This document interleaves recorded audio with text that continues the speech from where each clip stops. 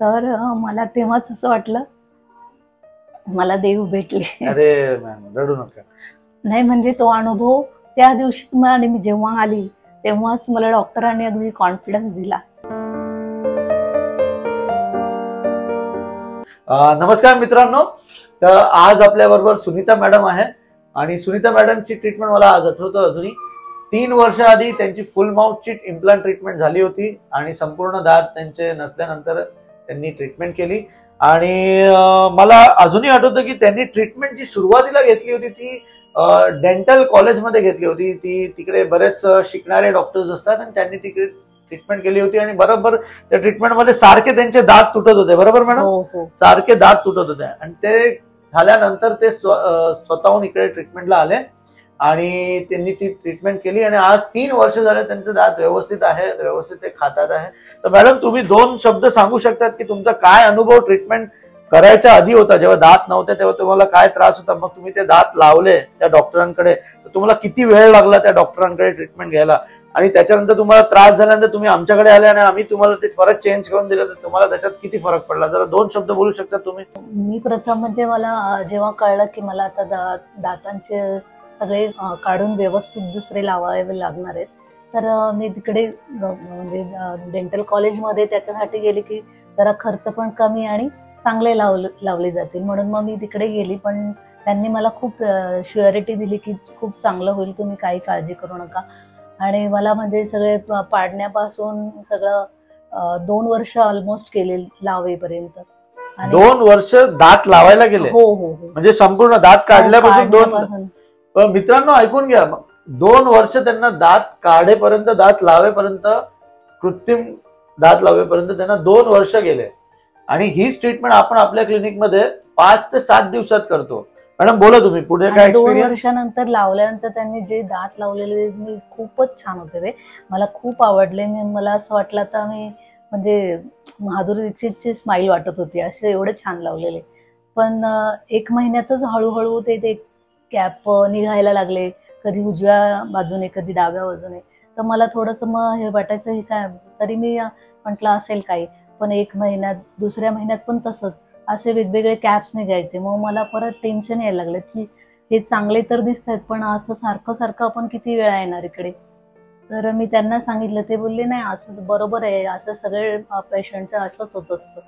पण ते मग मी सॅटिस्फाईड नव्हते. तर त्यांनी मग परत मला एकदा तर परत हे सगळं डेंचर काढून परत त्यांची काही ट्रीटमेंट मला आता आठवत नाही, पण ते परत करायला लावलं. पण तेव्हा पण पूर्ण काढून मला असंच हे ठेवलं म्हणजे दाताविना. तर मला ते परत हर्ट झालं की हे काय चाललंय, मी केलं होतं चांगलं, मग तिथल्या तिथे काहीतरी सोल्युशन हवं होतं प्रॉपर. तर ते मला कुठेतरी हर्ट झालं की, आणि ते ठामपणे असं काही सांगत पण नव्हते की पुढे काय. आणि वेगवेगळे डॉक्टर असं असायचे, त्यामुळे मला असं प्रोत्साहन देणारं किंवा चांगलं होईल पुढे असं काही नाही. उलट काही उलट बोलायचे ते की नाही तुम्ही स्वतःच असं करता, तुम्ही नीट नाही चावत, असे म्हणजे मलाच ब्लेम करून ते मला हे करायचे. तर मग मी तेव्हा परत निराशा आली आणि मी सहज असेच मोबाईल बघायची, तेव्हा मला सुबुद्धी झाली आणि मला आपले खिरनार डॉक्टरांचं क्लिप दिसले आणि मी पहिल्याच ह्याच्यात खुश झाले की मी म्हणजे पहिल्या क्लिपमध्येच असं मला वाटलं आता माझं इथेच चांगलं होणार आहे. आणि मग मिस्टरांना मी फोर्स केला की प्लीज आता माझ्यासाठी एवढंच करा. मला तर आता म्हणजे मी त्यांना भेटायच्या अगोदरच पॉझिटिव्ह झालेले, कारण खूप सारे रिव्ह्यू पण बघितलेले आणि पेशंट्स पण बघितलेले.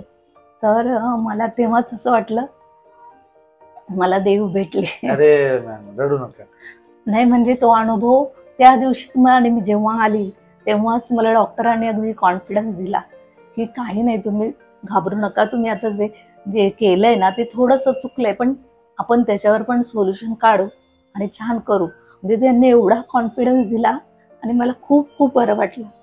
आणि आता मला 3 वर्ष झाले, 3 वर्षात एवढा काहीच प्रॉब्लेम आला नाहीये मला, कारण मी 6-6 महिन्यांनी हे पण चेकअपला येते आणि डॉक्टर प्रत्येक वेळेस मला हेच करत असतं, बूस्ट करत असतात, नाही व्यवस्थित आहे, तुम्ही फक्त काळजी घ्या, काही नाही. मग मी त्याप्रमाणे म्हणजे डॉक्टर सांगितल्याप्रमाणे सगळं फॉलोअप करत आले आणि खरंच आज मी एकदम एक्साइटेड आहे.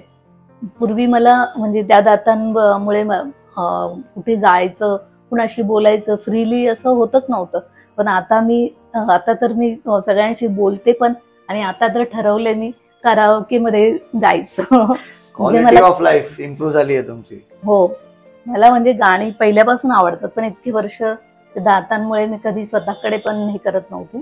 पण आता असं म्हणजे स्माईल पण माझं मला आणि माझी बहिणी वगैरे पण म्हणतात, माही आता तू खूप छान वाटतेस.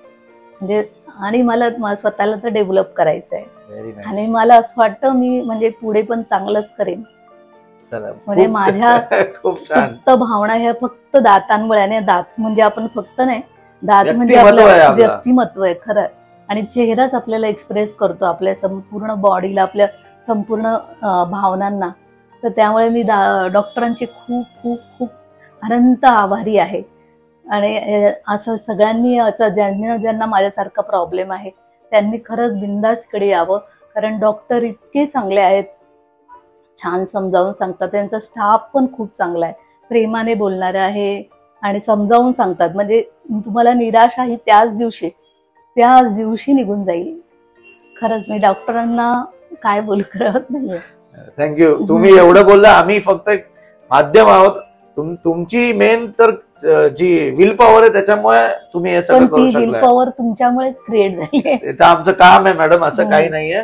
तर मॅडमनी जसं सांगितलं, दात तुटणे हे पण फार त्याच्या मागे काही रिझन्स असतात. ठीक आहे, कधी कधी दोन दातांच्या वरच्या हाडांमध्ये खालच्या हाडांमध्ये डिस्टन्स कमी असलं तर दातांची जी रुंदी असते ती पातळ होऊन जाते, आणि त्या टायमाला वेगळे मटेरियल्स वापरायला लागतात. ते वेगळे मटेरियल्स नाही वापरल्याने कधी कधी हा प्रॉब्लेम होऊ शकतो. प्लस तुमचे इम्प्लांट्स कुठल्या पोझिशनला प्लेस केले जाते त्याच्यावरती सगळं अवलंबून असतो. तर मॅडमच्या केसमध्ये आम्ही देखील सुरुवातीला जे दात दिले त्या दातांमध्ये देखील आम्हाला प्रॉब्लेम झाला. का? कारण ते पर्टिक्युलरली ती पोझिशन त्यांची इम्प्लांटची तशी होती, त्याच्यामुळे यांच्यामध्ये. पण तुम्हाला नोटीस झालं असेल की आम्ही ते प्रॉब्लेम सॉल्व्ह केले डिफरंट मटेरियल मध्ये, अपग्रेडेड मटेरियल मध्ये त्यांना देऊन, आणि त्याच्यात तुम्हाला आम्ही ₹1 देखील लावला नाही. बरोबर?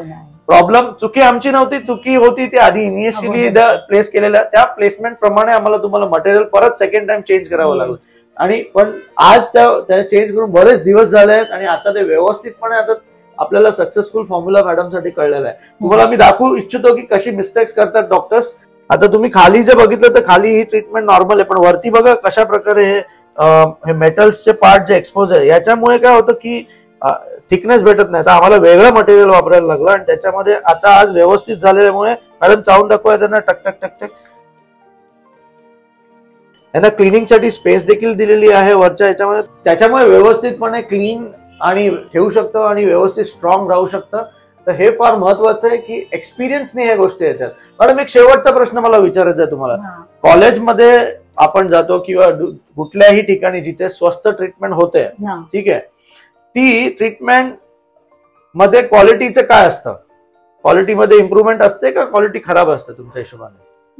नाही, ते सांगतात तुम्हाला की कमी खर्चात, पण क्वालिटी बरोबर नसते. क्वालिटी नसते, हे फार महत्वाचं. कारण कधी पण आपण जेव्हा एकदमच कमी पैशाचा विचार करून जेव्हा आपण ट्रीटमेंट करतो, तर कधीच कुठल्याच जगामध्ये कुठल्या ट्रीटमेंटच नव्हे तर जगात कुठल्याही कॉर्नरमध्ये काही गोष्टी घ्यायला गेल्या तर क्वालिटी तुम्हाला चांगली भेटणार नाही. हे फार महत्वाचं आहे.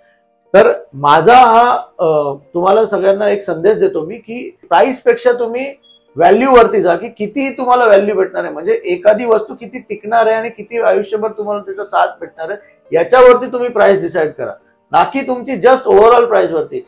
स्वस्त ट्रीटमेंट सारखी सारखी कराल तर ती जास्त महाग होऊन जाईल. ठीक आहे, आणि जर तुम्ही एकदा चांगली ट्रीटमेंट केली पण ती आजीवन तुम्हाला राहिली तर ती खूप स्वस्त होऊन जाईल. याला म्हणतात रिलेटिव्ह प्राइस किंवा व्हॅल्यू. तर तुम्ही व्हॅल्यू साठी जा, ना की तुम्ही प्राइस साठी जा, असं माझा तुम्हाला उद्देश आहे. Madam thank you so much. तुम्ही सगळ्यांना मोटिवेट केलं, आणि काही कारणासाठी आम्ही मॅडमचा चेहरा नाही दाखवू शकत, त्यांची स्पेशल रिक्वेस्ट असल्यामुळे. तर तुम्ही त्यांचे इंटरव्ह्यू पिक्चर्स आणि स्माइल डेफिनेटली आम्ही तुम्हाला हेल्प दाखवू. पण मॅडम थँक्यू सो मच तुम्ही आल्याबद्दल, तुम्ही तुमचा अनुभव शेअर केल्याबद्दल, आणि तुम्ही सगळ्यांना मोटिवेट केल्याबद्दल I am very very thankful to you. आणि मित्रांनो, परत पुढच्या व्हिडिओमध्ये नक्की भेटूया. तोपर्यंत जय हिंद, जय भारत.